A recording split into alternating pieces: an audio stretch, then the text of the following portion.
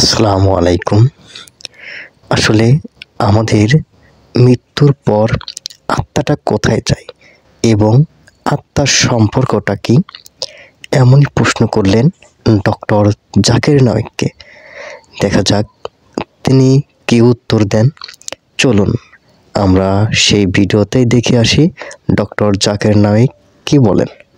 আপনার নাম জানতে পারি? আমার নাম মহেশ উর্সেকার এবং আমি মুম্বাই বিশ্ববিদ্যালয়ের দর্শন বিভাগে পিএইচডির ছাত্র। আমার প্রশ্নটি কিছুটা টেকনিক্যাল। আমি জানতে চাই ইসলাম ধর্মে আত্মার ধারণাটি কি? আপনি জানেন ভারতীয় দর্শনে আত্মা ও মনকে আলাদা ধরা হয়েছে, অথচ পাশ্চাত্য দর্শনে আত্মা ও মনকে অভিন্ন বিবেচনা করা হয়। তাই আমার প্রথম প্রশ্ন হচ্ছে, ইসলামে আত্মার ধারণাটি কি? এবং দ্বিতীয় প্রশ্নটি হচ্ছে, দেহের সঙ্গে আত্মার সম্পর্ক কি? আপনার জানার মতে মৃত্যুর পর আত্মা দেহ ত্যাগ করে কিনা, এবং আপনার জানা এই জাতীয় অন্যান্য তথ্য। তাহলে এটি একটি দুই অংশ বিশিষ্ট প্রশ্ন। আত্মার ধারণাটি কি, দেহের সঙ্গে আত্মার সম্পর্ক, এবং মৃত্যুর পর আত্মার কি হয়? ধন্যবাদ।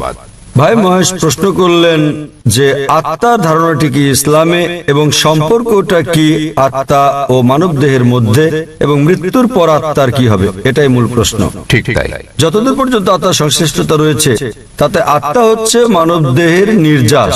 আল্লাহ সুবহানাহু ওয়া তাআলার অন্যান্য সৃষ্টির তুলনায় মূল গুরুত্বপূর্ণ বিষয় এটা। সর্বশক্তিমান ঈশ্বরের সৃষ্টি, মানুষের সঙ্গে তাদের বড় ধরনের পার্থক্য হচ্ছে এই আত্মা, এবং এটাই হচ্ছে সারাংশ যা একজন ব্যক্তির মৃত্যুর পরও থেকে যাবে। পরে এটা আলোচনা করব।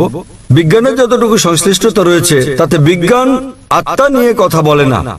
এখনো বিজ্ঞান সে পর্যায়ে পৌঁছেনি যে পর্যায়ে পৌঁছলে আত্মার অন্তঃসার রহস্য উদ্ঘাটন করা যায়। তবে গবেষণা করা হয়েছে, যখন কোনো জীব মারা যায়, উদাহরণস্বরূপ মানুষের সঙ্গে তুলনা করলে, যখন একটি প্রাণী মারা যায় মৃত্যুর পরক্ষণেই সেটির ওজনের কোনো তারতম্য ঘটে না। তবে যখন আমরা একজন মানুষের ওজনের বিষয়টি বিশ্লেষণ করি, যখন তার জান কবজ করা হয় এবং সে মারা যায়, তাৎক্ষণিকভাবে তার ওজন কমে যায়। এর অর্থ হচ্ছে মৃত্যুর পর মানুষ কিছু হারায় যখন সে মারা যায়, কিন্তু বিজ্ঞান এখনো সে পর্যায়ে পৌঁছেনি যে পর্যায়ে পৌঁছলে আত্মা ঠিক কি তা বলা যায়। আত্মা হচ্ছে নির্যাস মানব দেহের।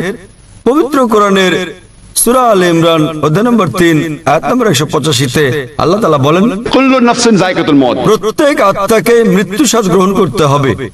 এই আয়াতে ইহকাল হচ্ছে পরকালের জন্য পরীক্ষা। কোরআনে আল্লাহ বলেন সূরা মুলক অধ্যায় নম্বর 67 আয়াত নম্বর 2, আল্লাযী খালাকাল মাউত ওয়াল হায়াতা, অর্থাৎ আল্লাহ জীবন ও মৃত্যুকে সৃষ্টি করেছেন তোমাদের মধ্যে কর্মে কে উত্তম তা জানতে। তাই এই পার্থিব জীবন পরকালের জন্য পরীক্ষা, এবং প্রত্যেক আত্মাকে মৃত্যুর স্বাদ নিতে হবে। একজন মানুষ মারা গেলে তার ভিডিওটি কেমন লাগলো অবশ্যই কমেন্ট করে জানাবেন।